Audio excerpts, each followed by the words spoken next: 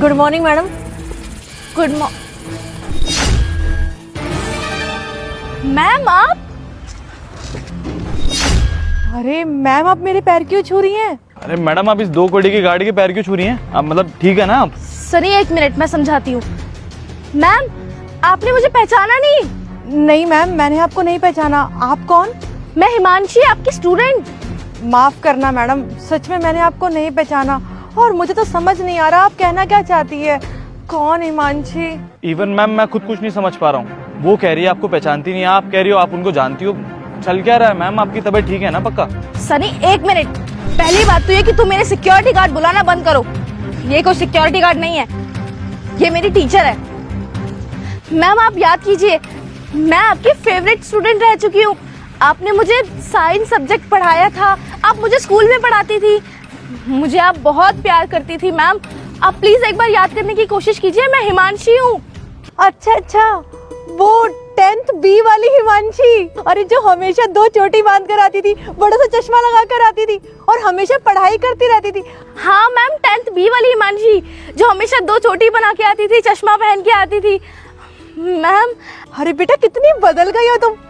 पहले कैसी लगती थी, अब तो बहुत सुंदर लग रही हो। सच बताऊं बेटा, मुझे आज तुम्हें देखकर बहुत खुशी हो रही है कि मेरे पढ़ाए हुए बच्चे इतने बड़े और इतने काबिल बन चुके हैं। पर मैम मुझे आपको इन हालातों में देख के बिल्कुल भी खुशी नहीं हो रही है। आप मुझे एक बात बताएंगे, आप ये सिक्योरिटी गार्ड की नौकरी क्यों कर रही हैं? मतलब आप तो टीचर थी, आपके इंस्टीट्यूट से आप अच्छे खासे बच्चों को पढ़ाती थी, आपकी अच्छी फैमिली थी, तो आज आप इन हालातों में कैसे? हिमांशी बेटा, बहुत लंबी कहानी है, फिर कभी बताऊंगी ना। नहीं मैम, मुझे अभी जानना है। दरअसल हिमांशी, मेरे हस्बैंड को ना बेटा कैंसर हो गया था और उनके इलाज करवाने के लिए मुझे अपनी स्कूल की नौकरी छोड़नी पड़ी। ले देके मेरे पास एक इंस्टीट्यूट था छोटा सा, और उनका इलाज करवाने के लिए मुझे वो इंस्टीट्यूट भी बेचना पड़ा बेटा। और बेचकर मैंने अपने पति का इलाज करवाया और मेरी किस्मत देखो, मेरा इंस्टीट्यूट भी चला गया और मेरे पति भी बचे नहीं। मेरे पति का देहांत हो गया। और हिमांशी बेटा, अब मेरे घर पे जवान 2 बेटियां हैं, मुझे उनकी शादी करनी है और मेरे पास ना उनको पढ़ाने के लिए पैसे, ना शादी करने के लिए पैसे हैं। बस इसीलिए दिन रात ये गार्ड की नौकरी कर रही हूँ ताकि अपने घर का खर्चा चला सकूं। बेटा, पढ़े लिखे होने के बावजूद भी किसी ने मुझे नौकरी नहीं दी। क्या करूँ, अब यही काम रह गया था तो इसीलिए ये काम कर रही हूँ। अब बेटा 2 टाइम की रोटी तो खानी ही थी ना। और हिमांशी बेटा, जब मुझे कोई अच्छी नौकरी भी मिलेगी ना तो मैं वो भी कर लूँगी, फिर मैं ये नौकरी छोड़ दूँगी। पर अभी के लिए तो गार्ड की नौकरी करना भी बहुत ज़रूरी है। अगर मैंने ये नौकरी छोड़ दी ना तो मेरे बच्चे भूखे मर जाएंगे, उन्हें 2 टाइम की रोटी कौन देगा। मैम आपके साथ इतना सब कुछ हो गया और आपने हमें एक बार बताने की कोशिश भी नहीं की। आप एक बार तो बता के देखती, हो सकता था हम लोग आपकी मदद कर देते। बेटा, मेरे पास तुम्हारा कोई फ़ोन नंबर नहीं था, अगर होता तो शायद मैं फ़ोन करके तुमसे बात कर लेती। और वैसे भी बेटा, अपने दुख तकलीफ हैं, आजकल अपने नहीं सुनते तो मैं तुम्हें क्या सुनाती। अरे घर वालों ने भी धक्के मार के घर से निकाल दिया, तभी तो आज हमारी ये हालत है। अगर हमारे घर वाले हमें घर से बाहर नहीं निकालते तो शायद आज हमारी ये हालत नहीं होती।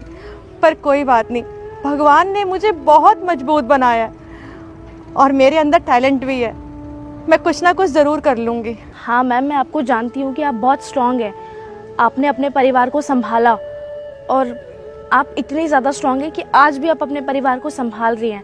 हाँ मुश्किल वक्त है, फिर भी आप अपने परिवार को अपने साथ लेके खड़ी हैं। मुझे बहुत दुख हुआ ये जान के कि आपके हस्बैंड नहीं रहे।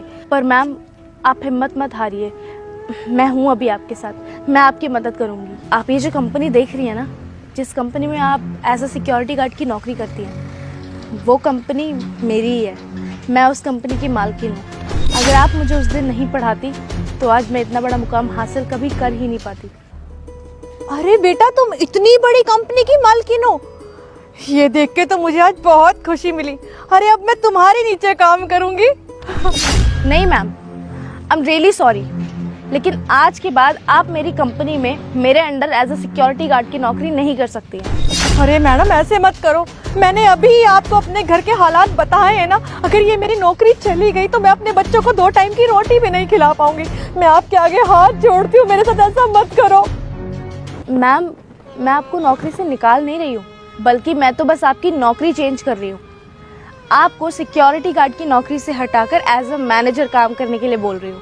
मैंने बचपन से देखा है, जब आप एक साथ इतने सारे बच्चों को पढ़ाती थी, तब आप सबको बहुत प्यार से और बहुत तरीके से मैनेज करती थी। आपकी मैनेजमेंट स्किल्स वाकई में बहुत अच्छी है, इसलिए मैं चाहती हूँ कि आज से आप मेरी इस कंपनी में एज अ मैनेजर काम करें। मुझे बहुत खुशी होगी अगर आप मेरी बात मानेंगी तो। क्या सच मैडम, आप मुझे मैनेजर की नौकरी दे रहे हो? Excuse me ma'am, sorry to interrupt, लेकिन ये गार्ड हमारे ऑफिस में मैनेजर मतलब सुबह तक सबको सैल्यूट कर रही थी, अब हम सब इसको सैल्यूट करेंगे। मैम देखिए, अगर इसको अगर कोई पोस्ट देनी है तो आप इसको सुपरवाइजर बना दो यहाँ का। आप सीधा मैनेजर बना रहे हो, मतलब ये तो कोई सही तरीका नहीं हुआ ना, आप गलत नहीं कर रहे हो, ये सुपरवाइजर बना दीजिए इसको आप। सनी शट अप, ये मेरी कंपनी है और यहाँ मैं डिसाइड करूंगी कौन काम करेगा और कौन नहीं, किसकी क्या पोस्ट होगी और किसकी क्या नहीं। तुम मेरी कंपनी में एज अ मैनेजर जॉब करते हो, लेकिन अगर तुम्हें इनके मैनेजर बनने से प्रॉब्लम है, तकलीफ है, तो तुम मेरी कंपनी छोड़ के जा सकते हो। मुझे तुम्हारे जाने से कोई प्रॉब्लम नहीं है। Sorry ma'am. मैम, मैं आपके सामने रिक्वेस्ट करती हूँ, अगर आप मेरी कंपनी में जॉब करेंगी तो मुझे बहुत अच्छा लगेगा। बहुत बहुत धन्यवाद बेटा, मैं तुम्हारा एहसान कैसे चुकाऊंगी। मुझे आज इतनी खुशी हो रही है, जिस बच्चे को मैंने पढ़ाया वो आज इतनी बड़ी कंपनी की मालकिन है और उसमें जरा सा भी एटीट्यूड नहीं है। उसने मेरी भावनाओं को समझा और जो पोस्ट मैं डिजर्व करती हूँ मुझे वही पोस्ट दी। बेटा बहुत बहुत धन्यवाद।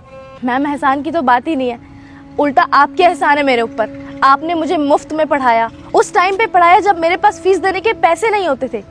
अगर आप उस दिन मुझे उतना प्यार नहीं करती, पढ़ाती नहीं, तो आज मैं इतना बड़ा मुकाम कभी नहीं हासिल कर पाती।